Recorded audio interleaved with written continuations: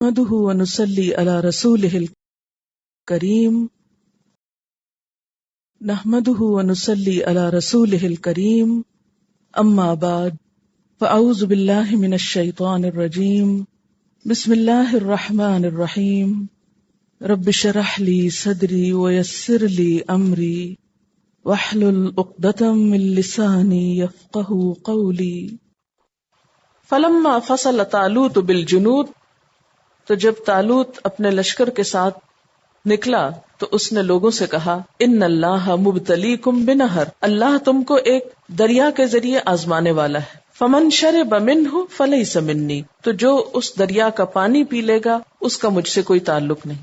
بنی اسرائیل کا یہ لشکر بھی جب دشمن کے مقابلے پر نکلا تو انہیں بھی راستے میں ایک آزمائش میں ڈالا گیا کہ پیاس کے باوجود تم کو آنے والے دریا جس پر سے تم گزرو گے وہاں کا پانی نہیں پینا، ہاں بس اتنی اجازت ہے کہ اس میں سے کوئی ایک چلو بھر پانی لے کے ایک دو گھونٹ اپنے منہ میں ڈال لے اور اپنے منہ کو تر کر لے۔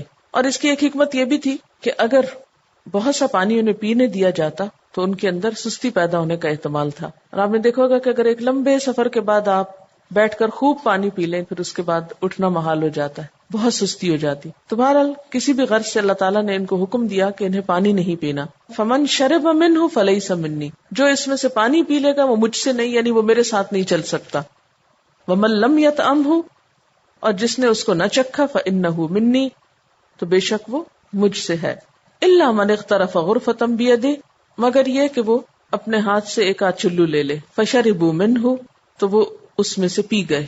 الا قلیلا منہم، مگر بہت تھوڑے بچے۔ سب لوگوں نے کیا کیا؟ اس پانی کو خوب دل بھر کے پیا۔ یہ جو قلیلا منہم ہے اس کے بارے میں ایک روایت آتی ہے کہ یہ 313 بچے تھے۔ بخاری کی ایک روایت کے مطابق یہ اتنی ہی تعداد تھی جتنی اصحاب بدر کی تعداد تھی۔ کتاب المغازی بخاری میں یہ روایت آتی ہے برا بن عازب سے۔ فلما جاوزہ، پھر جب انہوں نے اس کو پار کیا، ہوا والذین آمنوا معہ، طالوت نے اور ان کے ایمان والے ساتھیوں نے، قالوا، کہنے لگے، لا طاقت لنا اليوم بجالوت وجنود، آج ہم میں جالوت اور اس کے لشکروں کا مقابلہ کرنے کی کوئی طاقت نہیں۔ گھبرا اٹھے، ڈر گئے، کیونکہ تعداد میں بہت تھوڑے رہ گئے تھے۔ قال الذین یظنون، بولے وہ لوگ جو یقین رکھتے تھے، انہم ملاقو اللہ، کہ وہ اللہ سے ملاقات کرنے والے ہیں۔ کیا بولے؟ کم من فئۃ قلیلۃ غلبت فئۃ کثیرۃ باذن اللہ، بارہا ایسا ہوا ہے کہ ایک قلیل گروہ اللہ کے اذن سے ایک بڑے گروہ پہ غالب آ گیا۔ یعنی کتنی دفعہ ایسا ہو چکا ہے کہ ایک چھوٹا گروہ اللہ کے اذن سے کئی گنا بڑی تعداد پر غالب آ گیا۔ واللہ مع الصابرین، اور اللہ صبر کرنے والوں کے ساتھ ہے۔ شرط کیا ہے کامیابی کی؟ صبر، کہ انسان خوف زدہ ہو کر مقابلے سے بھاگے نہیں، میدان نہ چھوڑے، مشکلات کو برداشت کرے، ثابت قدم رہے، اللہ پہ توکل ہو، استقامت ہو، اپنے سچ پر اور حق پر ہونے کا یقین ہو، دشمن کا رعب نہ ہو دل میں۔ وَلَمَّا بَرَزُوا لِجَالُوتَ وَجُنُودِهِ، تو جب آمنا سامنا ہوا جالوت اور اس کے لشکروں کا، قالوا، پکار اٹھے، کیا؟ ربنا، اے ہمارے رب، افرغ علینا صبرن، ہم پر صبر انڈیل دے، کیونکہ اللہ کا وعدہ تھا کہ صبر کرنے والوں کے ساتھ مدد آئے گی۔ تو انہوں نے اپنے لیے کون سی کوالٹی مانگی؟ صبر کی، کہ اللہ ہم کو صبر کی توفیق عطا فرما۔ وثبت اقدامنا، اور ہمارے قدموں کو جما دے۔ وانصرنا علی القوم الکافرین، اور کافر قوم پر ہماری مدد فرما۔ فہزموہم باذن اللہ، تو اللہ کے اذن سے انہوں نے اپنے دشمنوں کو شکست دے دی۔ وقتل داود جالوت، اور داود نے جالوت کو قتل کر دیا۔ جالوت کون تھا؟ دشمن فوج کا سپہ سالار۔ تو جب سپہ سالار ہی مارا گیا تو باقی فوج کو پھر کیا کرنا تھا؟ وآتاہ اللہ الملک، اور دی اس کو اللہ نے بادشاہت۔ کس کو؟ داؤد علیہ السلام کو۔ یعنی اس واقعے کے بعد داؤد علیہ السلام کو بہت عزت ملی، بادشاہت ملی۔ والحکمت، اور حکمت عطا ہوئی۔ وعلمہ، اور سکھایا اس کو، مما یشاء، اس میں سے جو چاہا، کیونکہ داؤد علیہ السلام کو اللہ تعالیٰ نے عام لوگوں کے مقابلے میں بہت مختلف طرح کے علوم عطا کر رکھے تھے۔ وَلَوْلَا دَفْعُ اللَّهِ النَّاسَ بَعْضَهُمْ بِبَعْضٍ، اور اگر اللہ لوگوں میں سے بعض کو بعض کے ذریعے دور نہ کرے، یعنی طاقتور قوموں کو کچھ کمزور قوموں کے ذریعے ہٹا نہ دے، تو زمین پہ کیا ہو جائے؟ لفسدت الارض، البتہ بگاڑ پیدا ہو جائے زمین میں. ولیکن اللہ ذو فضل علی العالمین، لیکن اللہ جہان والوں پر بڑا فضل کرتا ہے. فضل کیا ہے اس کا؟ کہ وہ بسا اوقات کمزور اقوام کو، کم تعداد کے لوگوں کو بڑی طاقتوں کے مقابلے میں کیا عطا کرتا ہے؟ کامیابی عطا کرتا ہے. اور اس میں اللہ کا بڑا فضل ہے، اللہ کی بڑی رحمت ہے. تلک آیات اللہ، یہ اللہ کی آیات ہیں. نتلوہا علیک بالحق، ہم ان کو آپ پر حق کے ساتھ پڑھ رہے ہیں. وانک لمن المرسلین، اور بے شک آپ البتہ رسولوں میں سے ہیں. یعنی یہ واقعات جو اگرچہ گزشتہ اقوام سے تعلق رکھتے ہیں، لیکن انہیں ہم آپ کو وحی کے ذریعے پڑھ کر سنا رہے ہیں. اور آپ اس بات پر یقین رکھیں کہ آپ رسولوں میں سے ہیں. قرآن پاک میں کئی مقامات پر امتوں کے واقعات کو آپ کی صداقت کے لیے بطور دلیل بیان کیا جاتا ہے، کیونکہ نبی صلی اللہ علیہ وسلم کے علاوہ ان لوگوں میں ان واقعات کو کوئی نہ جانتا تھا، اور آپ کو وحی کے ذریعے سب کچھ بتایا گیا تھا. یہ بہت سے واقعات اگرچہ تورات وغیرہ میں موجود ہے، لیکن جیسا کہ آپ جانتے ہیں کہ ان کی کتاب جو تھی وہ عام لوگوں کے لیے نہ تھی، مخصوص لوگ ہی جانا کرتے تھے. تو عام لوگوں تک ان واقعات کا پہنچ جانا ایک اور شخص کے ذریعے اس بات کی علامت ہے کہ وہ شخص کوئی عام شخص نہیں ہے، وہ اللہ کا رسول ہے. تلک الرسل، یہ رسول، تلکا کا اشارہ کس کی طرف ہے؟ الرسل، رسل کی طرف. کون سے رسل؟ جن کا ذکر پچھلی آیت میں ہوا ہے. پچھلی آیت کے آخر میں آیا وَإِنَّكَ لَمِنَ الْمُرْسَلِينَ، اور یقیناً آپ یعنی نبی صلی اللہ علیہ وسلم لمن المرسلین، البتہ رسولوں میں سے ہیں.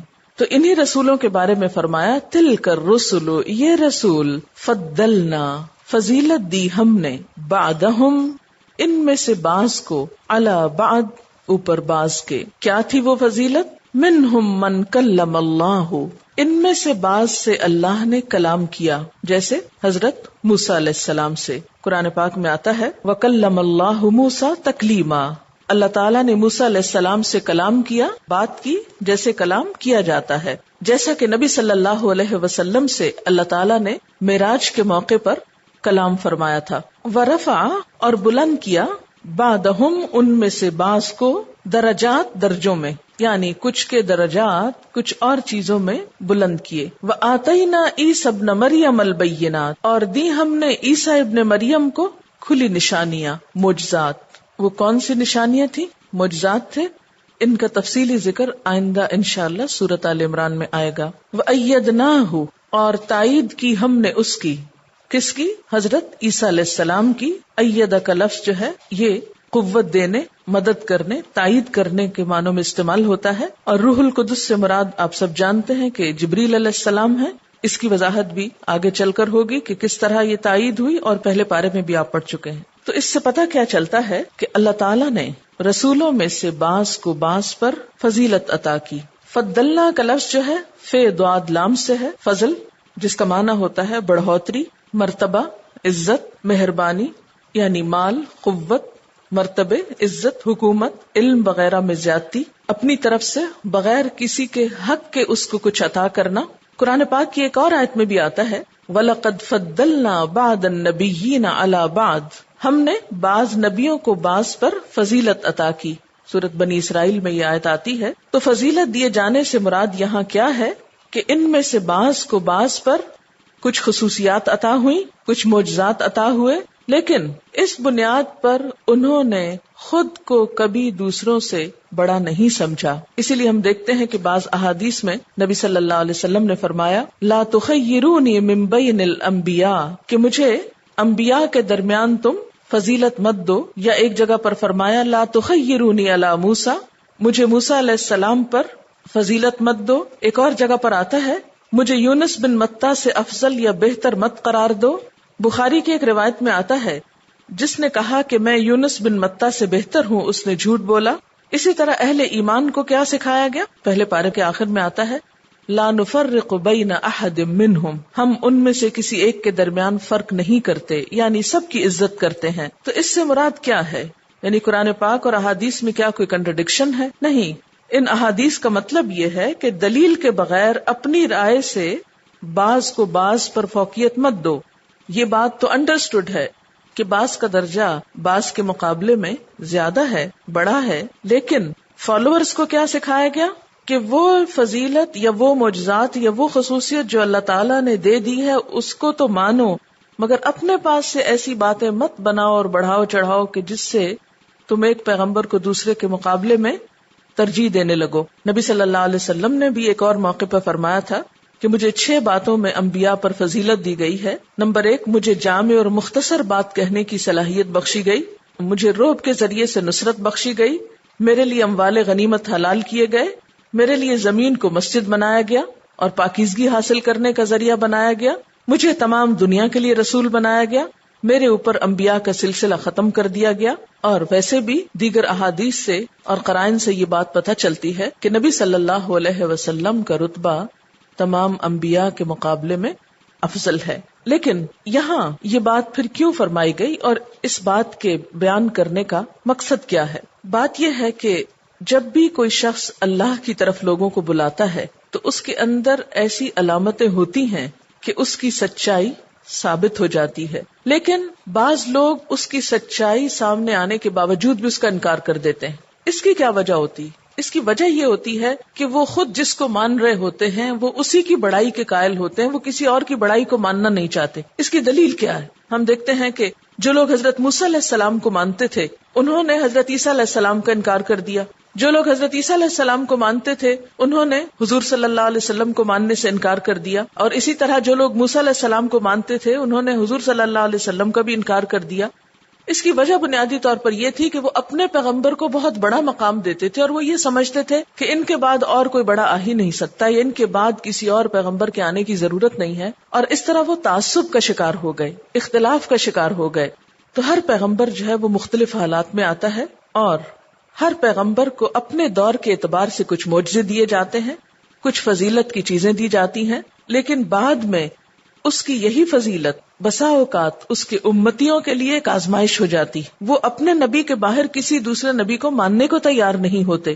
تو اس پر یہاں پر کیا بتایا جا رہا ہے کہ یہ فضیلت کا مقام تو اللہ تعالیٰ نے خود عطا کیا تھا، وَرَفَعَ بَعْضَهُمْ درجات، بعض کے درجات اللہ نے خود بلند کیے ہیں، اور یہ کس لیے ہے؟ اس دور کی ضروریات کو پورا کرنے کے لیے۔ مثلا حضرت عیسیٰ علیہ السلام کے دور میں طب کا بہت چرچا تھا، ان کو ایسے معجزات اور خصوصیات دی گئی کہ انہوں نے اپنے وقت کے اس چیلنج کو میٹ کیا۔ حضرت موسیٰ علیہ السلام کے دور میں جادو کا زور بہت تھا، انہیں ایسی خصوصیات دی گئی، ایسے معجزات دیے گئے جس سے جادو کا توڑ کیا گیا۔ حضور صلی اللہ علیہ وسلم کے زمانے میں فصاحت و بلاغت میں عرب بہت ماہر تھے، بہت چرچا تھا، آپ کو ایسی کتاب دی گئی کہ جو ان سب کے لیے چیلنج تھی، اور اس سے آپ کی فضیلت قائم ہوئی۔ اب ہر نبی کو جو الگ الگ خصوصیت ملی اور وہ دوسرے کو نہیں ملی، تو اس کا یہ مطلب نہیں کہ ہم انبیاء میں فرق کرنا شروع کر دیں۔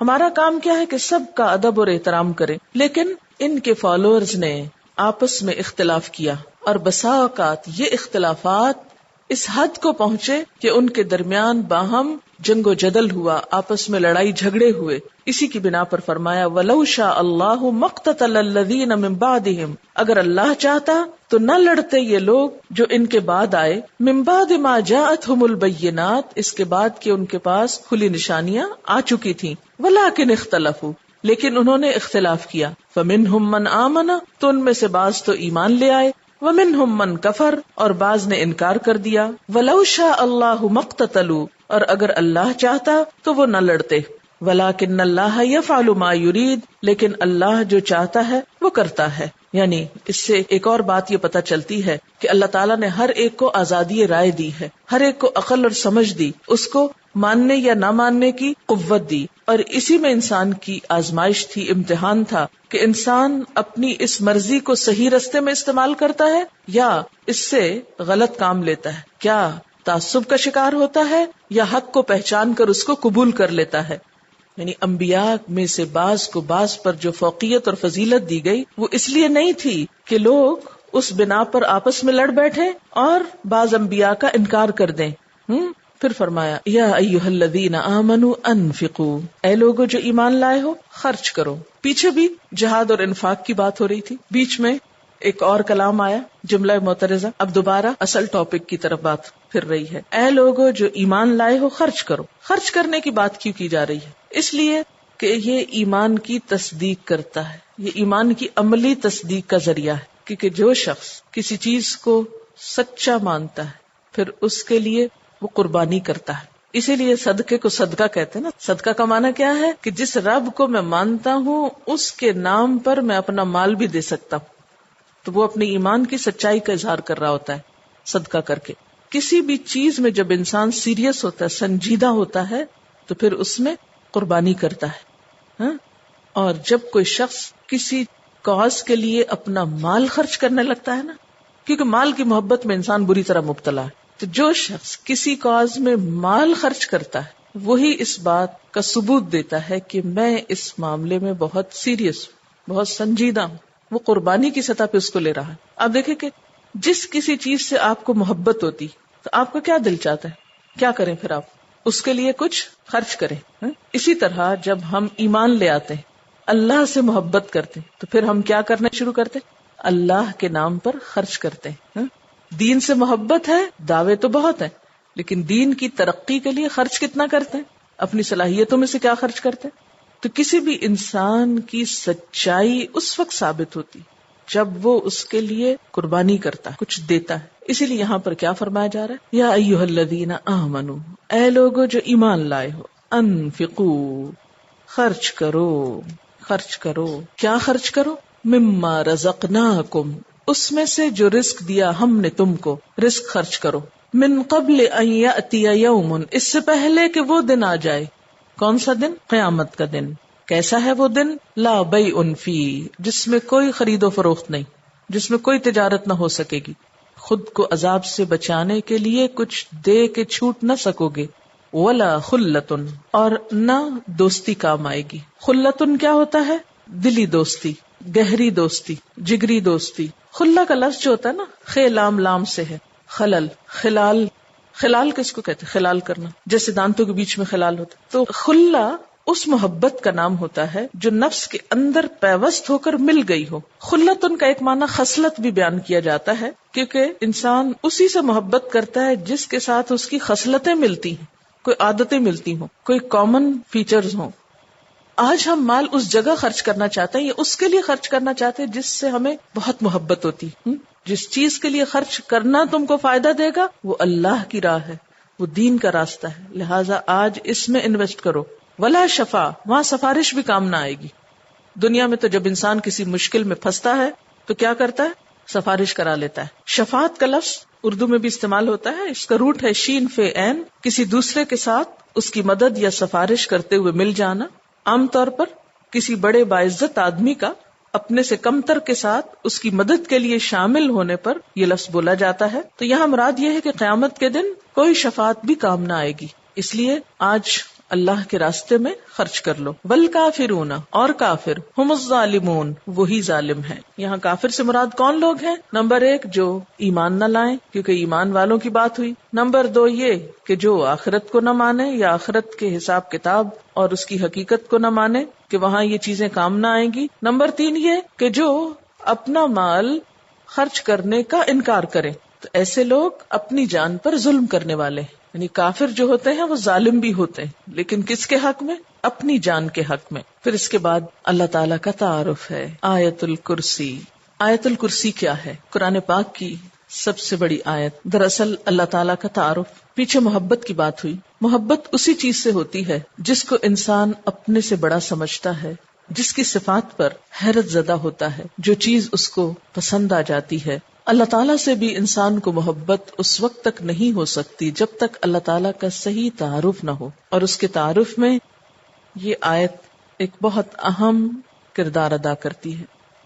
ہم میں سے بہت سے لوگ آیت الکرسی پڑھتے تو ہیں لیکن بغیر سمجھے، بغیر جانے کہ یہ آیت بتاتی کیا ہے تو یہ ایک آیت، لیکن اس کی فضیلت کے بارے میں بہت سی احادیث وارد ہوئی ہیں. ترمذی کی ایک روایت ہے، حضرت ابو ہریرہ رضی اللہ تعالی عنہ سے کہ نبی صلی اللہ علیہ وسلم نے فرمایا کہ ہر چیز کا کوہان اور بلندی ہے، یعنی ہر چیز کی بلندی ہوتی ہے، اور قرآن حکیم کی بلندی سورۃ البقرہ ہے، اور اس میں آیت الکرسی تمام آیتوں کی سردار ہے، یعنی ہر چیز کی ایک بلندی ہوتی ہے۔ قرآن کی بلندی کس میں ہے؟ سورۃ البقرہ میں، اور سورۃ البقرہ میں ایک آیت ہے جو تمام آیتوں کی سردار ہے، اور وہ کون سی آیت ہے؟ آیت الکرسی۔ حضرت ابی ابن کعب سے روایت ہے کہ نبی صلی اللہ علیہ وسلم نے فرمایا، اے ابو المنذر، اللہ کی کتاب میں تمہارے پاس سب سے افضل آیت کون سی ہے؟ عرض کیا، اللہ اور اس کا رسول خوب جانتا ہے۔ آپ نے فرمایا، اے ابو المنذر، اللہ کی کتاب کی آیات میں کون سی آیت تمہارے پاس سب سے بڑی ہے؟ انہوں نے عرض کیا، اللہ لا الہ الا هو الحی القیوم۔ تو آپ صلی اللہ علیہ وسلم نے میرے سینے پر ہاتھ مارا اور فرمایا، ابو المنذر، تمہیں تمہارا علم مبارک ہو، یعنی واقعی یہ آیت سب سے بڑی آیت ہے۔ اس کے بارے میں آتا ہے، جو شخص ہر فرض نماز کے بعد آیت الکرسی پڑھ لے، اسے جنت میں جانے سے کوئی چیز نہیں روکے گی سوائے موت کے۔ اسے ابن مردویہ نے روایت کیا ہے۔ اللہ تعالیٰ نے حضرت موسیٰ بن عمران کی طرف وحی کی کہ ہر فرض نماز کے بعد آیت الکرسی پڑھ لیا کرو۔ جو شخص یہ کرے گا، میں اسے شکر گزار دل، ذکر کرنے والی زبان دوں گا۔ اس پر ہمیشگی صرف نبیوں سے ہوتی ہے، یا صدیقوں سے، یا اس بندے سے جس کا دل میں نے ایمان کے لیے آزما لیا ہو، یا اسے اپنی راہ میں شہید کرنا چاہتا ہوں۔ یعنی اس آیت کی پابندی ہر فرض نماز کے بعد اللہ کے خاص بندوں سے ہی ہوتی ہے۔ بس اپنے آپ کو چیک کر لیں کہ آپ ان میں شامل ہیں کہ نہیں۔ کیونکہ ہم نماز میں کچھ سوچتے رہتے ہیں، جو ہی سلام پھیرتے ہیں پھر بغیر کچھ سوچے سمجھے جو سوچ رہے ہوتے ہیں اس کو بیان کرنے لگتے ہیں، اور یہ بھول جاتے ہیں کہ یہ وقت آیت الکرسی پڑھنے کا ہے۔ لیکن جب انسان کا دل اللہ کی طرف مائل ہو جاتا ہے تو پھر نہیں بھولتا۔ نبی صلی اللہ علیہ وسلم نے یہ بھی فرمایا کہ جس گھر میں آیت الکرسی پڑھی جائے اس گھر سے شیطان نکل جاتا ہے۔ اس کے بارے میں ایک روایت ہے جو بخاری کی ہے، صحیح حدیث ہے۔ حضرت ابو ہریرہ رضی اللہ تعالیٰ عنہ کہتے ہیں کہ آپ صلی اللہ علیہ وسلم نے مجھے صدقہ فطر کی حفاظت پر مقرر کیا۔ فطرانہ جمع ہو رہا تھا اور آپ نے اس کی حفاظت کے لیے ان کو ایک طرح سے چوکیداری دی۔ کوئی شخص آیا اور غلہ چوری کرنے لگا، میں نے اسے پکڑ لیا اور کہا، میں تجھے رسول اللہ صلی اللہ علیہ وسلم کے پاس لے جاؤں گا۔ وہ کہنے لگا، میں محتاج ہوں، عیالدار ہوں، سخت تکلیف میں ہوں، چنانچہ میں نے اسے چھوڑ دیا۔ جب صبح ہوئی تو آپ نے مجھ سے پوچھا، ابو ہریرہ، آج رات تمہارے قیدی نے کیا کہا تھا؟ میں نے کہا، یا رسول اللہ صلی اللہ علیہ وسلم، اس نے محتاجی اور عیالداری کا شکوہ کیا تھا، مجھے رحم آیا تو میں نے اسے چھوڑ دیا۔ آپ نے فرمایا، دھیان رکھنا، وہ جھوٹا ہے، وہ پھر تمہارے پاس آئے گا۔ چنانچہ اگلی رات وہ پھر آیا اور غلہ اٹھانے لگا، میں نے اسے پکڑ لیا اور کہا، آج تو ضرور میں تمہیں نبی صلی اللہ علیہ وسلم کے پاس لے جاؤں گا۔ وہ کہنے لگا، مجھے چھوڑ دو، میں محتاج ہوں، عیالدار ہوں، آئندہ نہیں آؤں گا۔ مجھے پھر رحم آ گیا اور میں نے اسے چھوڑ دیا۔ صبح ہوئی تو آپ صلی اللہ علیہ وسلم نے مجھ سے پوچھا، ابو ہریرہ، تمہارے قیدی نے کیا کیا؟ میں نے کہا، یا رسول اللہ صلی اللہ علیہ وسلم، اس نے سخت محتاجی اور عیالداری کا شکوہ کیا، مجھے رحم آ گیا تو میں نے اسے چھوڑ دیا۔ آپ نے فرمایا، دھیان رکھنا، وہ جھوٹا ہے، وہ پھر آئے گا۔ چنانچہ تیسری بار میں طاق میں رہا، وہ آیا اور غلہ سمیٹنے لگا۔ میں نے کہا، اب تو میں تمہیں ضرور آپ صلی اللہ علیہ وسلم کے پاس لے جاؤں گا، اب یہ تیسری بار ہے، تو ہر بار یہی کہتا ہے کہ پھر نہ آؤں گا، مگر پھر آتا رہا۔ اس نے کہا، مجھے چھوڑ دو، میں تمہیں چند کلمے سکھاتا ہوں جو تمہیں فائدہ دیں گے۔ میں نے کہا، وہ کیا ہیں؟ کہنے لگا، جب تو سونے لگے تو آیت الکرسی پڑھ لیا کر، اللہ کی طرف سے ایک فرشتہ تیرا نگہبان ہوگا اور صبح تک شیطان تیرے پاس نہ آئے گا۔ صبح ہوئی تو آپ صلی اللہ علیہ وسلم نے مجھ سے پوچھا، تیرے قیدی نے آج رات کیا کیا؟ میں نے آپ صلی اللہ علیہ وسلم کو ساری بات بتلا دی تو آپ صلی اللہ علیہ وسلم نے فرمایا، اس نے یہ بات سچی کہی، حالانکہ وہ جھوٹا ہے۔ پھر آپ نے مجھ سے کہا، ابو ہریرہ، جانتے ہو 3 راتوں سے کون تمہارے پاس آتا رہا ہے؟ میں نے کہا، نہیں۔ آپ صلی اللہ علیہ وسلم نے فرمایا، وہ شیطان تھا جو انسانی شکل میں آ رہا تھا۔ اچھا، آپ نے دیکھا ہوگا کہ بعض لوگ اس بات کی شکایت کرتے ہیں کہ ان کے پیسے لاکر میں سے اور تالے میں سے چوری ہو جاتے ہیں۔ ایک ایسی جگہ سے ان کے پیسے چرائے جاتے ہیں کہ جس کی چابی ان کے سوا کسی اور کے پاس نہیں۔ یہ بھی احتمال ہو سکتا ہے کہ اسی قسم کا کوئی شیطان آ کر ایسی حرکت کرتا ہو۔ تو اس کا حل یہی ہے کہ انسان سونے سے پہلے آیت الکرسی پڑھ کر چاروں طرف پھونک مارے تو پھر حفاظت ہو جاتی. آپ گھر سے نکلنے لگے یا ایسے اپنے لاکر کو لاک کرنے لگے تو آیت الکرسی پڑھ کر اس پر پھونک مار دیں تو اللہ تعالیٰ ایک چوکیدار مقرر کر دیں گے، ایک فرشتے کو، پھر کوئی نہیں چرا سکے گا اس کو. تو بہرحال آیت الکرسی جو ہے یہ بہت ہی فضیلت والی آیت ہے. چلیے اب دیکھتے ہیں کہ اس آیت میں ہے کیا. اللہ لا الہ الا ہو، اللہ تعالیٰ اس کے سوا کوئی الہ نہیں. الہ کون ہوتا ہے؟ اس کا معنی عام طور پر معبود کیا جاتا ہے، لیکن بنیادی طور پر الہ کا معنی ہوتا ہے خالق، رازق، مالک، حاجت روا، مشکل کشا، عبادت کے لائق. ظاہر ہے جس نے پیدا کیا، جو روزی دیتا ہے، وہی مالک ہونے کا حقدار ہے. پھر جو ہماری حاجتیں پوری کرتا ہے، جو ہماری مشکلیں آسان کرتا ہے، وہی اس لائق ہے کہ ہم اس کی عبادت بھی کریں. تو اللہ لا الہ الا ہو، اللہ تعالیٰ وہی عبادت کے لائق ہے. الحی القیوم، زندہ ہے، قائم رہنے والا ہے، دوسروں کو قائم رکھنے والا ہے. لا تأخذہ سنۃ ولا نوم، نہ اس کو اونگ آتی ہے اور نہ نیند آتی ہے. لہ ما فی السماوات وما فی الارض، اسی کے لیے ہے جو آسمانوں میں ہے اور جو زمین میں. من ذا الذی یشفع عندہ الا باذنہ، کون ہے جو اس کے پاس سفارش کر سکے مگر اسی کے اذن سے. یعلم ما بین ایدیہم وما خلفہم، وہ جانتا ہے جو ان کے آگے ہے اور جو ان کے پیچھے ہے. ولا یحیطون بشیء من علمہ الا بما شاء، اور وہ اس کے علم میں سے کسی چیز کا احاطہ نہیں کر سکتے مگر جو وہ خود چاہے. پھر فرمایا وسع کرسیہ السماوات والارض، وسیع ہے اس کی کرسی آسمان و زمین پر. ولا یؤودہ حفظہما، اور نہیں تھکاتی اس کو ان دونوں کی حفاظت. وہو العلی العظیم، اور وہ بلند ہے، بہت بڑا. یہ ہے اللہ تعالی کا تعارف. کیا؟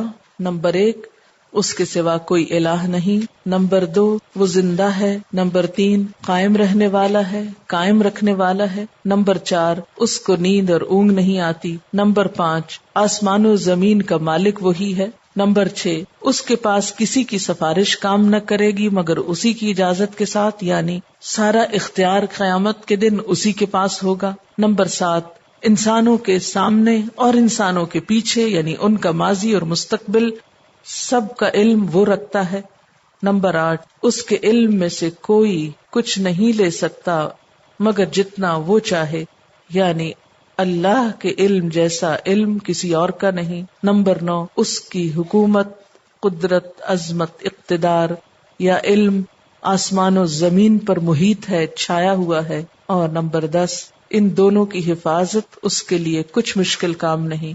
نمبر 11 وہ بہت بلند، بہت عظیم ہے.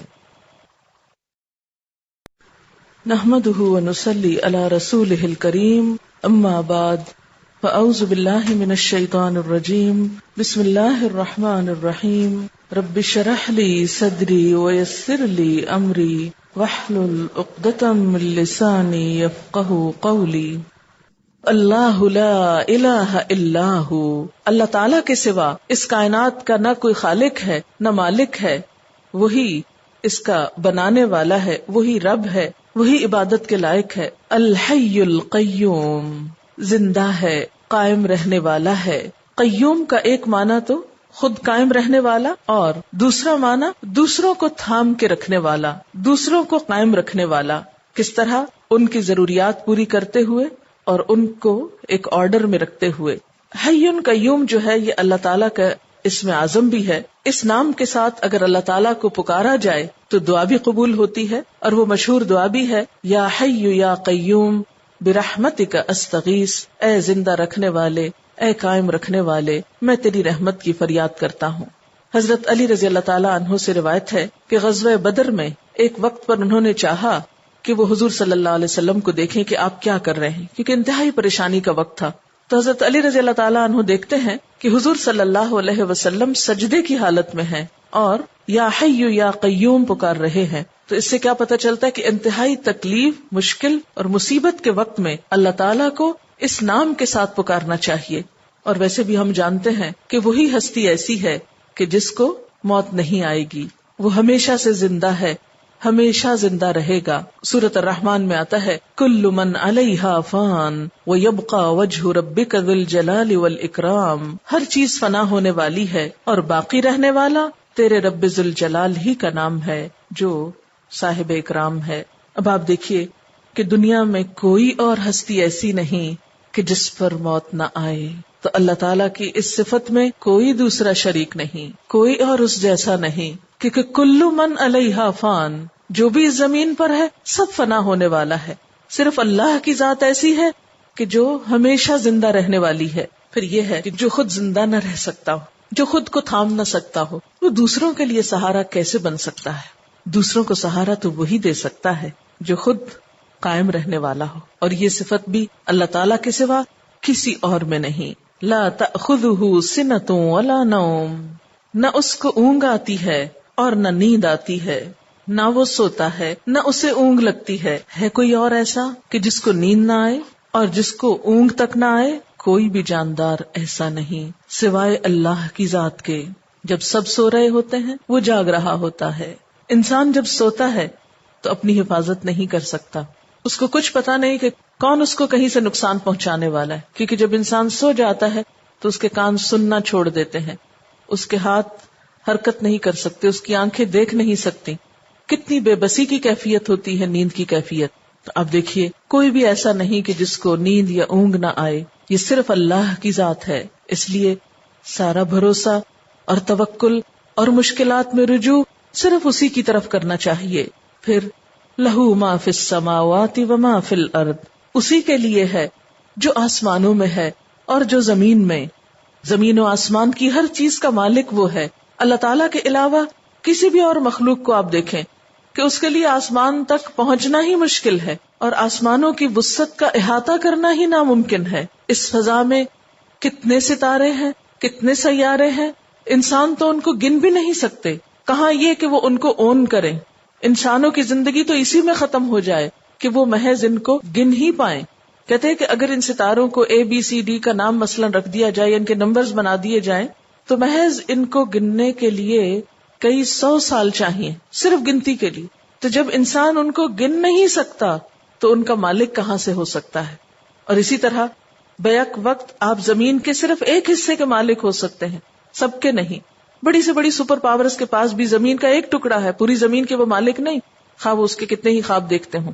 آج تک ایسا نہیں ہوا کہ کوئی ایک شخص پوری زمین کا مالک ہوا اور زمین کی ہر چیز کا مالک ہوا، وہ بھی ہر چیز کے مالک نہیں ہوتے۔ اور کہاں اللہ کی ذات جو ہر چیز کی مالک ہے۔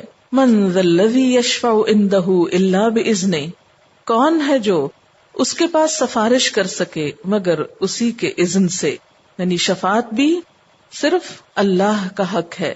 عام طور پر یہ سمجھا جاتا ہے کہ اللہ تعالیٰ کے سوا کچھ اور ہستیاں بھی ہیں کہ جن پہ بھروسہ کیا جا سکتا ہے، وہ بندے کو چھڑا سکتی ہیں، اس کے گناہوں کو بخشوا سکتی ہیں، اس کو نجات دلا سکتی ہیں۔ لیکن جب ہم قرآن پاک کی دوسری آیات بھی دیکھتے ہیں تو پتہ چلتا ہے کہ شفاعت کا بھی اصل اختیار اللہ ہی کے پاس ہے۔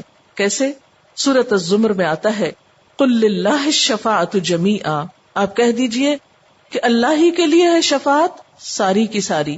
سورۃ مریم میں آتا ہے لا یملکون الشفاعہ الا من اتخذ عند الرحمن عہدا، وہ شفاعت کے مالک نہیں ہو سکتے، شفاعت کا اختیار نہیں رکھ سکتے مگر جس نے رحمان کے پاس کوئی عہد بنا رکھا ہو، یعنی رحمان جس کو خود اجازت دے۔ پھر اسی طرح ایک اور جگہ پر آتا ہے وَلَا تَنْفَعُ الشَّفَاعَةُ عِنْدَهُ إِلَّا لِمَنْ أَذِنَ لَهُ، اس کے پاس کسی کی شفاعت یا سفارش فائدہ نہیں دیتی مگر جس کو وہ اجازت دے، اسی کی طرف سے جس کے پاس اذن ہو۔ سورۃ طٰہٰ میں آتا ہے يَوْمَئِذٍ لَا تَنْفَعُ الشَّفَاعَةُ، اس دن کسی کو شفاعت فائدہ نہ دے گی الا من اذن له الرحمن، مگر جس کے لیے رحمان اجازت دے، ورضی له قولا، اور اس کی بات پر وہ راضی ہو جائے۔ تو شفاعت کا یہ تصور کہ کوئی کسی کو چھڑا لے، اس میں بھی اصل اختیار اللہ کے پاس ہے، اگر وہ اجازت دے تو شفاعت کام آتی ہے۔ من ذا الذی یشفع عندہ الا باذنہ، کون ہے جو اس کے پاس سفارش کر سکے مگر اسی کی اجازت سے۔ گویا شفاعت کا فائدہ کب ہوگا؟ جب اللہ اجازت دے گا، اور جس کے لیے اجازت دے گا، اور جس کو شفاعت کرنے کی اجازت دے گا، جب وہ کر سکے گا.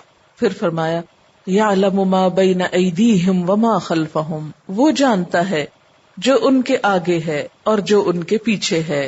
ہر شخص کا ماضی اور مستقبل صرف اللہ جانتا ہے.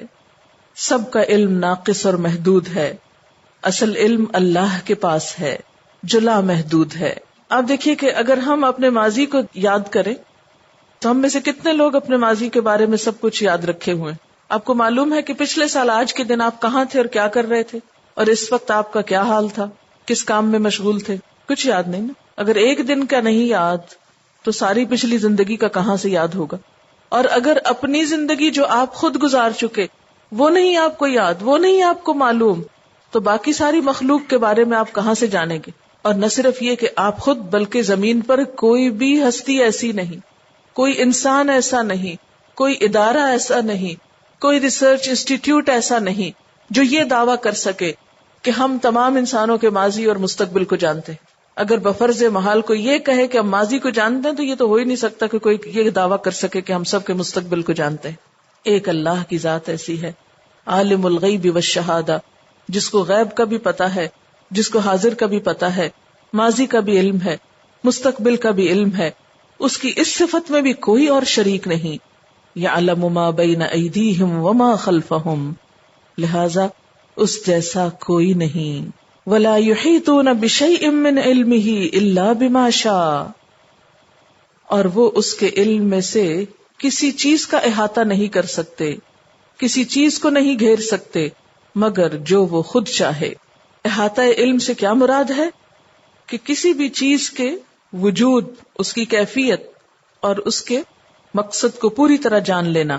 تو کسی بھی چیز کا وجود کیا ہے، کس چیز سے بنی ہے، کیسے کام کرتی ہے، اس کا فائدہ کیا ہے، اس کو بنائے جانے کا مقصد کیا ہے، یہ بھی صرف اللہ ہی جانتا ہے. آپ دیکھیں کہ ابھی تک انسان تو اپنے جسم کے بارے میں بھی پوری طرح نہیں جان سکا کہ یہ سارے کا سارا کس طرح فنکشن کر رہا ہے. صرف ایک سیل کے بارے میں بڑی بڑی کتابیں لکھی گئیں اور ابھی تک انسان کا علم ایک سیل کی پراپر یا پوری طرح فنکشننگ سے بھی واقف نہیں، یا اس کا بھی احاطہ نہیں کر پایا. اگر ایک سیل وہ سب سے چھوٹی اکائی ہوتی ہے جس سے انسان کی باڈی بنتی، اگر ہمارا علم سیل کے بارے میں بھی کمپلیٹ نہیں تو پوری باڈی کے بارے میں کہاں سے کمپلیٹ ہوگا. اور اگر خود کو نہیں جانتے تو اور کسی چیز کے جاننے کا کیا دعویٰ ہے. تو اللہ تعالیٰ فرماتے ہیں کہ وہ علم میں سے کسی بھی چیز کا احاطہ یعنی کمپلیٹ نالج، اس کو پوری طرح جان لینا، یہ ان کے بس کی بات نہیں.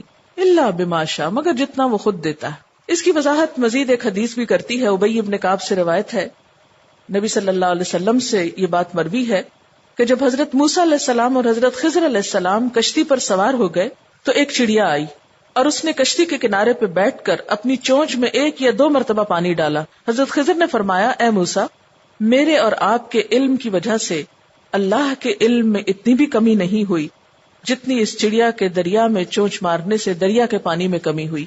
یا دوسرے لفظوں میں، یہ سمندر جو ہے یا یہ دریا جو ہے یہ اللہ کا علم ہے، اور انسان کو اس میں سے کتنا ملا ہے جیسے چڑیا کے منہ میں ایک چھوٹا سا پانی کا قطرہ. یعنی انسان کا علم قطرے جتنا بھی نہیں، یعنی قطرے کا بھی احاطہ نہیں انسان نے کیا اس پوری کائنات کے علم کے مقابلے میں. تو پھر کوئی اللہ کے مقابل کہاں سے ہو سکتا ہے، کیسے ہو سکتا ہے؟ لیس کمثلہ شیء، اس جیسی تو کوئی چیز ہے ہی نہیں. لیکن ہمارا حال کیا ہے؟ ہم کس کس سے مروب ہوتے ہیں؟ کسی کی بڑی ڈگری سن کر، جب سنتے ہیں فلاں شخص کے پاس یہ ڈگری ہے، ہمارا دل بیٹھ جاتا ہے، اچھا اتنا بڑا لکھا ہے. کسی کے بارے میں سنتے ہیں اس نے اتنی کتابیں لکھی، کہتے واہ یہ تو سب کچھ جانتا ہوگا، چلو اسی کی بات مانتے ہیں. آج ہمارا حال کیا ہے؟ ہم اللہ کو چھوڑ کر ہر ایک کی اطاعت کرنے کے لیے تیار ہیں.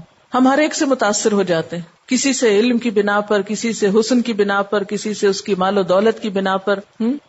لیکن اللہ کا علم جو ہر چیز کے ماضی اور حال اور مستقبل سے پوری طرح واقف، پھر انسانوں کا علم جو ایک قطرے کے برابر نہیں، جو خود کو بھی نہیں جانتے.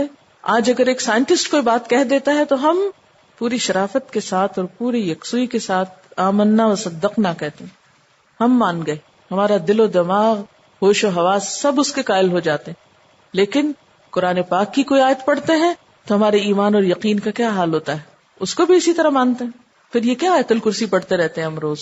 اس آیت الکرسی کو کیا سمجھ کے پڑھتے ہیں، کیا سمجھ کے ادا کرتے ہیں؟ بس منہ سے الفاظ دہرا دیتے ہیں، کبھی محسوس تو نہیں کیا. کیونکہ ہمارے عملی رویے کیا بتاتے ہیں کہ ہم اللہ کے علم سے متاثر نہیں. اسی لیے تو ہم اس کی کوئی بات سنتے ہیں تو ہم کہتے ہیں کیوں، یہ کیوں حکم ملا، یہ کیوں کہا گیا، یہ کیوں کروں، اس کی کیا حکمت ہے. کتنی حجتیں ہیں جو ہم دین کے بارے میں کرتے ہیں. ذرا اپنے سے ہی پوچھیں کہ اللہ تعالیٰ کے کسی حکم کو سن کر کتنی تیزی سے آپ آگے بڑھتے ہیں اس پر عمل کرنے کے لیے. پھر فرمایا وسع کرسیہ السماوات والارض، وسیع ہے اس کی کرسی آسمان و زمین پر. کرسی سے کیا مراد ہے؟ کرسی کا معنی اللہ تعالیٰ کے قدم رکھنے کی جگہ کیا گیا ہے جو عرش کے آگے ہے، اور کرسی کے مقابلے میں عرش بہت بڑا ہے. یعنی اس کائنات میں سب سے بڑی چیز کیا ہے؟ اللہ کا عرش، تھرون، اور اس کے بعد چھوٹی چیز کرسی. کرسی کیا ہے؟ اللہ تعالیٰ کے قدم رکھنے کی جگہ. اب اللہ تعالیٰ کے قدم کیسے ہیں ان کے بارے میں ہم سوال نہیں کر سکتے، اور نہ ہی کوئی عقل اس کو جان سکتی.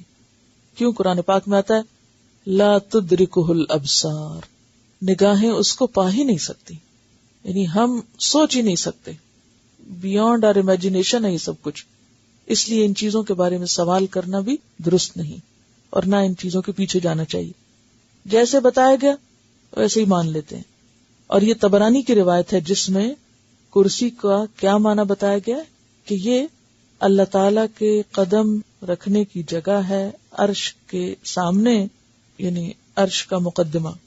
اور کرسی کتنی بڑی ہے اس کے بارے میں بھی حدیث آتی ہے.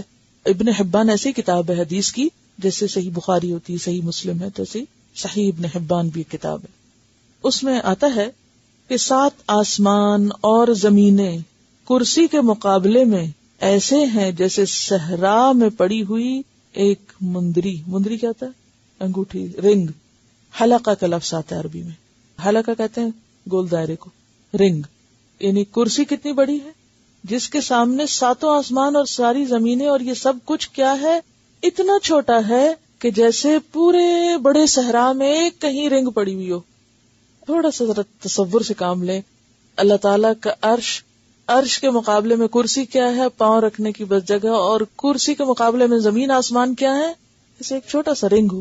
ویسے بھی گیلیکسیز کس طرح نظر آتی ہیں؟ رنگ کی شکل میں نظر آتی ہے نا. تو یہ جو اتنا بڑا رنگ ہے نا، galaxies billions and trillion stars ہیں اس میں، اور وہ ایک نہیں، پھر وہ خود لاکھوں ہیں. وہ ساری ملا کے جو پورا ایک رنگ بنا ہوا ہے یہ زمین و آسمان کا، وہ کرسی کے مقابلے میں ایسا ہے جیسے صحرا میں پڑا ہوا ایک رنگ ہو گئی. اور پھر کرسی عرش کے مقابلے میں صرف قدم رکھنے کی جگہ. تو عرش اور عرش پر عرش کا رب کوئی نہیں جان سکتا، اس کی عظمت کو کوئی پا ہی نہیں سکتا، ایکسپلین ہی نہیں کر سکتا، کوئی ورڈز ہی نہیں ہے. یہ صرف آپ محسوس کر سکتے ہیں اگر واقعی آپ اللہ کو پہچاننا چاہیں. تو وسع کرسیہ السماوات والارض، اس کی کرسی آسمان و زمین پہ چھائی ہوئی ہے. اس کی اصل حقیقت تو اللہ ہی بہتر جانتا ہے. تو پھر اس کی کائنات کتنی بڑی ہے. ولا یؤودہ حفظہما، اور نہیں تھکاتی اس کو ان دونوں کی حفاظت. کن کی حفاظت؟ آسمان و زمین کی. آدھا یعود کا مطلب ہوتا ہے کسی چیز کا ایسا بھاری اور گراں ہونا کہ اس کا سنبھالنا مشکل ہو جائے. یعنی زمین و آسمان اپنی کیفیت و ماہیت کے اعتبار سے بڑی بھاری چیزیں ہیں، لیکن اللہ تعالیٰ کے سامنے کچھ بھی بھاری نہیں. ان کا سنبھالنا، ان کی حفاظت کرنا، ان کی نگرانی کرنا، اس کے لیے کچھ بھی مشکل نہیں. ولا یؤودہ حفظہما وہو العلی العظیم، اور وہ بلند ہے، بہت بڑا، بہت عظیم. آپ دیکھیے کہ ہم جب کسی چیز کی حفاظت کرتے ہیں تو تھوڑی دیر میں ہم کیا کرتے ہیں؟ تھک جاتے ہیں. مثلا اگر آپ کو اپنے بیگ کی ہی حفاظت کرنی پڑے اور ہر وقت اٹھائے رکھنا پڑے تو کیا حال ہوتا ہے آپ کا کہ کس وقت یہ گلے سے اترے گا، کب میں اس کو چھوڑ کے ریلیکس ہوں. لیکن اللہ تعالیٰ کے لیے پورے زمین و آسمان کو بیک وقت دیکھنا، اس کی حفاظت کرنا، نگرانی کرنا، اس کے لیے کچھ بھی مشکل نہیں. اس لیے کہ نہ تو اس کو نیند آتی ہے نہ اونگ آتی، اس لیے اس کے لیے کچھ مشکل نہیں. ولا یؤودہ حفظہما، اور کیا ہے؟ وہو العلی العظیم، اور وہ بلند ہے، بہت عظیم ہے، بہت بڑا ہے، سب سے بڑا ہے. اس آیت کا ایک حصہ ہے لا تأخذہ سنۃ ولا نوم، کہ اس کو نیند نہیں آتی، اونگ بھی نہیں آتی. یہ اللہ تعالیٰ کی ایسی صفت ہے کہ جس کے بارے میں جتنا غور کیا جائے کم ہے، کیونکہ اس کے مقابل مثلا انسان اگر وہ سوئے نہ اور آرام نہ کرے تو پھر اس کا حال کیا ہوتا ہے؟ لا تأخذہ سنۃ ولا نوم، اس کو نہ نیند آتی ہے نہ اونگ آتی ہے، پھر وہ کیا چیز ہوں گے؟ اور پھر نہ سو کے نہ اونگ لے کے وہ سب کو واچ کرتے رہتے ہیں، دیکھتے ہیں، ان کی حفاظت کرتے ہیں، ان کو رزق دیتے ہیں. اس جیسی تو کوئی چیز ہی نہیں. لیکن افسوس کہ ہم اللہ تعالیٰ کی ہستی کو پہچانتے نہیں، اس کی قدر نہیں کرتے، اور اس کے مقابلے میں دوسروں سے مرعوب، مسحور، تابعدار اور وفادار رہتے ہیں. تو ہمیں اپنی وفاداریوں، محبتوں کے قبلے تبدیل کرنے ہیں. جو اصل محبت کے لائق ہے اسی سے سب سے بڑھ کے محبت کرنی ہے، اسی کے آگے سر جھکا دینا ہے، اسی کی اطاعت کرنا ہے. لا اکراہ فی الدین، دین میں کوئی جبر نہیں. ایسے رب کی طرف تو خود آ جانا چاہیے، اس کے سامنے تو عقل، دل، دماغ، جذبات، سر، ماتھے کو خود جھک جانا چاہیے. کہاں یہ کہ ایسے رب کی طرف پکڑ پکڑ کے لایا جائے. اسی لیے دین کی طرف آنے میں کسی پہ زبردستی نہیں کی جائے گی. اس کو اللہ تعالیٰ کی ذات کا تعارف تو کرایا جائے گا، اس کو اللہ تعالیٰ کی قدرت کے بارے میں تو بتایا جائے گا، لیکن جبرن پکڑ کے نہیں لایا جائے گا. لا اکراہ فی الدین.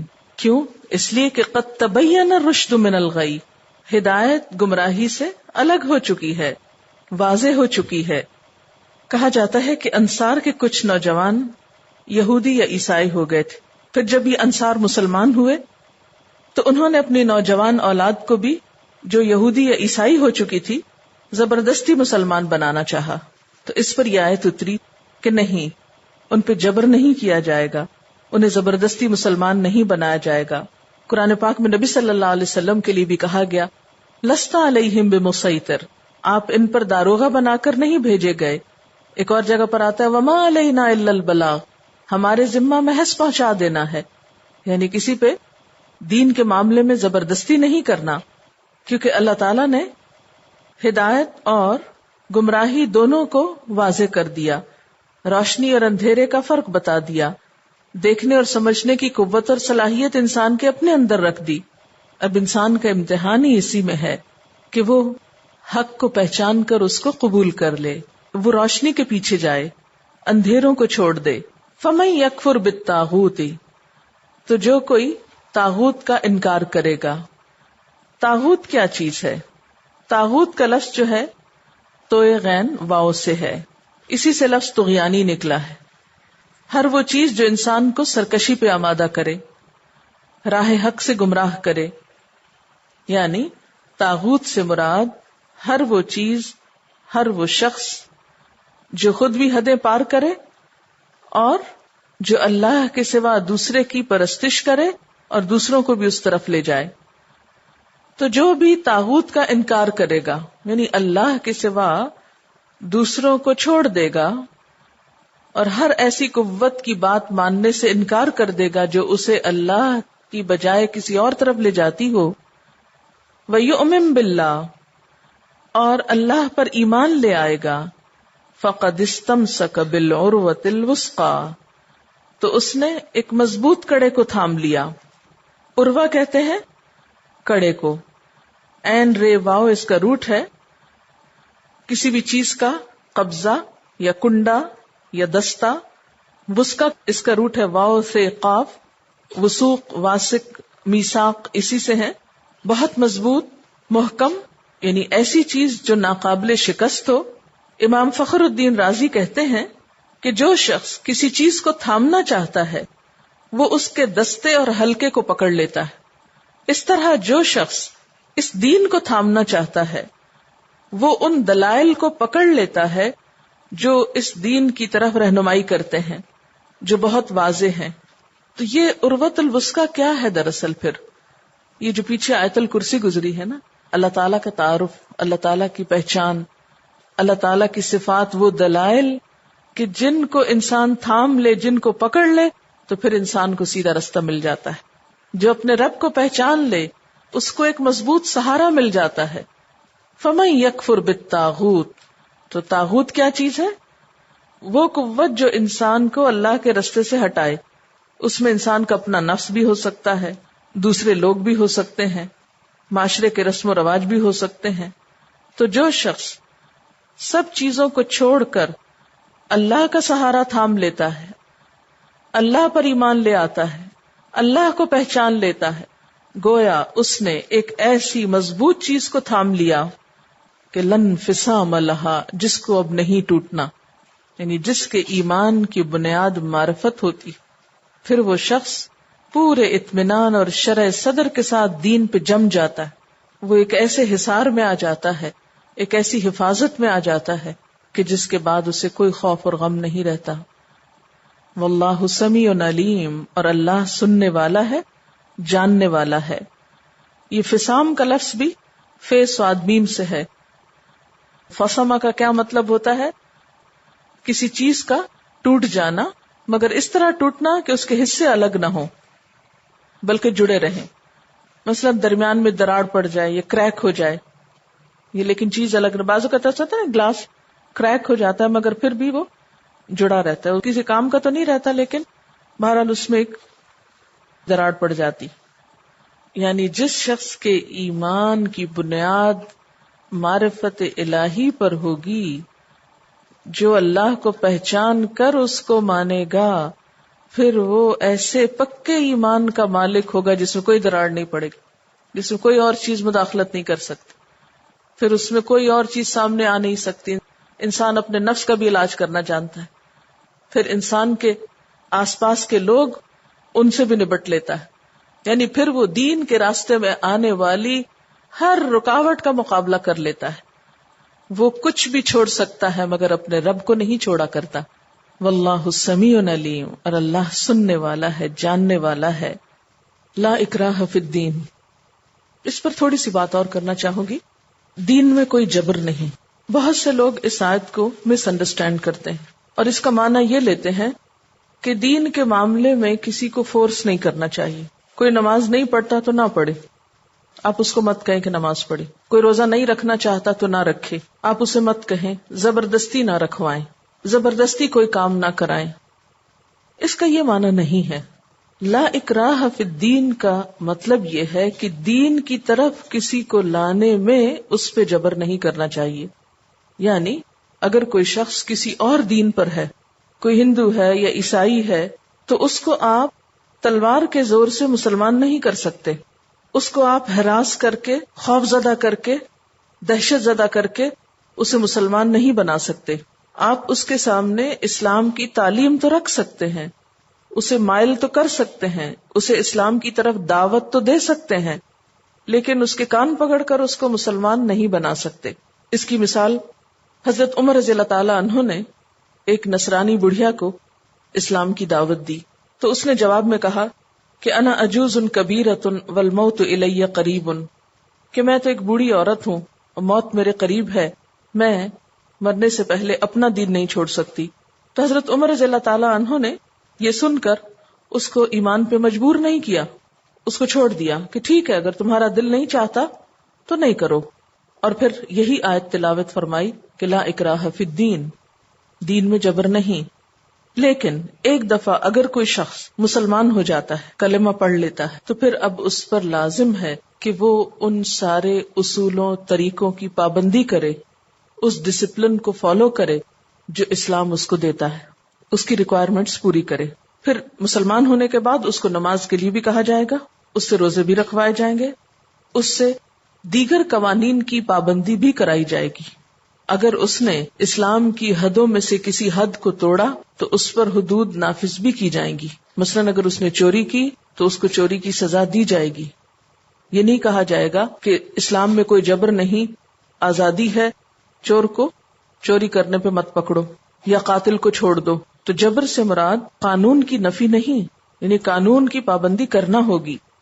اس کی مثال ایسے ہی ہے کہ مثلا آپ مسلمان پہلے بھی تھے، پڑھتے بھی تھے، لیکن اپنی مرضی کے ساتھ جب چاہا پڑھ لیا، جب نہیں دل چاہتا نہیں پڑھا. ہاں ایک دفعہ جب آپ نے داخلہ لے لیا تو اب آپ کے اوپر کیا ہو گیا؟ جبر ہو گیا نا، کہ آپ کو اتنے بجے پہنچنا ہے، سبق یاد کرنا ہے، ٹیسٹ دینا ہے، کلاس میں بیٹھنا ہے، سونا نہیں. بہت سی آپ پر پابندیاں لگ گئیں. اب اگر کوئی یہ کہے لا اکراہ فی الدین، دین میں تو کوئی جبر نہیں، آپ یہ پابندیاں مجھ پہ کیوں لگا رہے ہیں؟ یہ تو ٹھیک نہ ہوا، میں تو جا رہا ہوں اپنی مرضی سے کروں گا. تو ٹھیک ہے، آپ اپنی مرضی سے جو چاہیں کریں. تو بالکل اسی طرح ایک شخص اسلام سے باہر نماز نہیں پڑھتا، روزہ نہیں رکھتا، اس کا جو جی چاہے کرے، لیکن جب اس نے کلمہ لا الہ الا اللہ پڑھ کر اسلام کی عمارت میں قدم رکھ لیا تو اب اس کو سرٹن ڈسپلنز فالو کرنے پڑیں گے. اگر وہ نہیں کرے گا تو اس کی پکڑ ہوگی. اسی طرح بسا اوقات مسلمانوں نے جو اقدامی جنگیں کی تو اس میں بھی مسلمانوں پر یہ الزام لگایا جاتا ہے کہ انہوں نے لوگوں کو جبرن مسلمان کیا، حالانکہ وہ بھی جبرن مسلمان کرنا نہیں تھا، وہ بھی انہیں دراصل اسلام کی دعوت دے کر مسلمان کیا گیا تھا. پھر اسی طرح ایسے جہاد کیے کیوں گئے؟ تو اس سے مراد فساد اور فتنے اور جبر کا خاتمہ تھا دراصل، اور مفسد لوگوں کو ختم کرنا تھا جو انسانوں پر ظلم و ستم کر رہے تھے. اسی لیے ہم دیکھتے ہیں کہ بسا اوقات مسلمان کسی علاقے میں جہاد کے لیے گئے تو اس علاقے کے لوگوں نے اپنے دروازے ان کے لیے کھول دیے کہ ہمارے محسن آ گئے ہیں، کیونکہ ان علاقوں کے رہنماؤں نے یا ان کے حکمرانوں نے ان پر زندگی تنگ کر رکھی تھی، ان پہ طرح طرح کے ظلم و ستم ڈھا رکھے تھے. تو مسلمانوں کو انہوں نے اپنا محسن سمجھا کہ اب ہمیں انسانوں کے جبر سے نجات ملے گی. تو کسی بھی مفسد شخص کو، موذی شخص کو مارنا ایسا ہی ہے جیسے سانپ بچھو کو مارنا. کوئی شخص جو سانپ کو مار رہا ہو، آپ اس کو ظالم کہتے ہیں؟ کیوں نہیں کہتے؟ اس لیے کہ وہ تو دراصل ظلم سے نجات دلا رہا ہے آپ کو. ٹھیک ہے نا؟ تو لا اکراہ فی الدین کا یہ مطلب نہیں کہ آپ اپنے آپ کو مسلمان بھی کہیں اور پھر اسلام کی بات بھی نہ مانیں اور اسلام کے اوپر عمل کرنے کو آپ جبر سمجھے. تو یہ جبر نہیں ہوتا، یہ تو پھر پابندی ہے ان قانون قاعدوں کی جو مسلمان ہونے کے بعد آپ پر عائد ہوتے. اللہ ولی الذین آمنوا، اللہ دوست ہے، مددگار ہے ان لوگوں کا جو ایمان لائے. ایسے ایمان والوں کو پھر رب کا مضبوط سہارا مل جاتا ہے، رب کی دوستی نصیب ہوتی ہے. یخرجہم من الظلمات الی النور، وہ ان کو اندھیروں سے نکال کر روشنی کی طرف لے آتا ہے. پھر حق کو باطل کا فرق پتہ چلنے لگتا ہے. اب ذرا سا آپ امیجنیشن سے کام لیں. کس طرح؟ کیا آپ کو اللہ تعالیٰ کی پہچان ہوئی؟ مثلاً آپ نے آیت الکرسی پڑھی، اللہ کو پہچانا، اتنی عظیم ہستی، بہت گہری محبت دل میں محسوس ہوئی. اب اس بنیاد پر جب آپ اللہ پہ ایمان لائیں گے اور اس کے مقابلے میں ہر چیز کا انکار کر دیں گے، کوئی چیز آپ کو متاثر نہیں کرے گی، تو گویا آپ کو ایک ایسی حفاظت نصیب ہو گئی ایمان کے راستے میں کہ اب کوئی بڑی سے بڑی قوت بھی آ کے اس کو نہیں توڑ سکتی. اب آپ نے ایک بڑا مضبوط سہارا تھام لیا. اب اس سہارے کو جب آپ نے تھاما، اس پر اعتماد کیا، تو وہ اب آپ کو راہیں دکھائے گا، وہ اندھیروں سے نکال کر روشنی کی طرف لے جائے گا. یہاں اندھیروں سے مراد کون سے اندھیرے ہیں؟ شرک کے، گمراہی کے، بھٹکنے کے. ایسے شخص کو پھر ایک خاص روشنی مل جاتی ہے. یہ روشنی کون سی ہے؟ دین کا علم، حقیقت کا علم، قرآن. والذین کفروا، اور وہ لوگ جو انکار کرتے ہیں، اولیاءہم الطاغوت، ان کے دوست پھر طاغوت ہوتے ہیں. ان کا سہارا کون ہوتے ہیں؟ طاغوت. اور طاغوت میں وہ ساری سرکش قوتیں آ جاتی ہیں جو انسان کو اللہ سے روکتی ہیں. یخرجونہم من النور الی الظلمات، وہ ان کو نور سے نکال کے اندھیروں کی طرف لے جاتے. وہ کہتے ہیں تم کیا کر رہے ہو؟ یہ کیا قرآن پڑھنا شروع کر دیا تم نے؟ آؤ ہمارے ساتھ بیٹھو. آپ دیکھیں نا، جب آپ دنیا کے کاموں پر، دنیا کی محبت پر اللہ کو ترجیح دینے لگتے ہیں، اللہ کے دین کو ترجیح دینے لگتے ہیں، تو پھر دوسرے لوگ ناراض ہوتے ہیں نا. وہ کیا چاہتے ہیں؟ آپ کیا کریں؟ آپ ان کو ٹائم دیں، ان کی باتیں سنیں، ان کا ساتھ دیں، ان کی مرضی کے مطابق جئیں. اور اگر انسان اللہ کی بات چھوڑ کر لوگوں کی باتوں کے مطابق جینے لگے تو پھر حال کیا ہوگا؟ اندھیرے پر اندھیرے، حقیقت سے بہت دور ہو جائیں گے. دوسروں کی خواہشات پہ جینے کا مطلب کیا ہے؟ حقیقت سے دور ہونا. اولئک اصحاب النار، یہ اندھیرے تو پھر جہنم کے اندھیروں میں بدل جاتے ہیں. ہم فیہا خالدون، وہ اس میں ہمیشہ رہنے والے ہیں. قرآن پاک میں ایک اور جگہ پر آتا ہے وَمَن يَعْشُ عَن ذِكْرِ الرَّحْمَنِ نُقَيِّدْ لَهُ شَيْطَانًا فَهُوَ لَهُ قَرِينٌ، جو رحمان کے ذکر سے غفلت برتتا ہے ہم اس پر ایک شیطان مقرر کر دیتے ہیں، پھر وہ اس کا دوست بن جاتا ہے، پھر وہ اس کو گمراہی میں لے جاتا ہے. اور شیطان کا انجام کیا ہے؟ جہنم. پھر وہ اپنے ساتھیوں کو بھی وہیں لے جائے گا. وآخر دعوانا ان الحمد للہ رب العالمین. سبحانک اللہم وبحمدک نشہد ان لا الہ الا انت نستغفرک ونتوب الیک.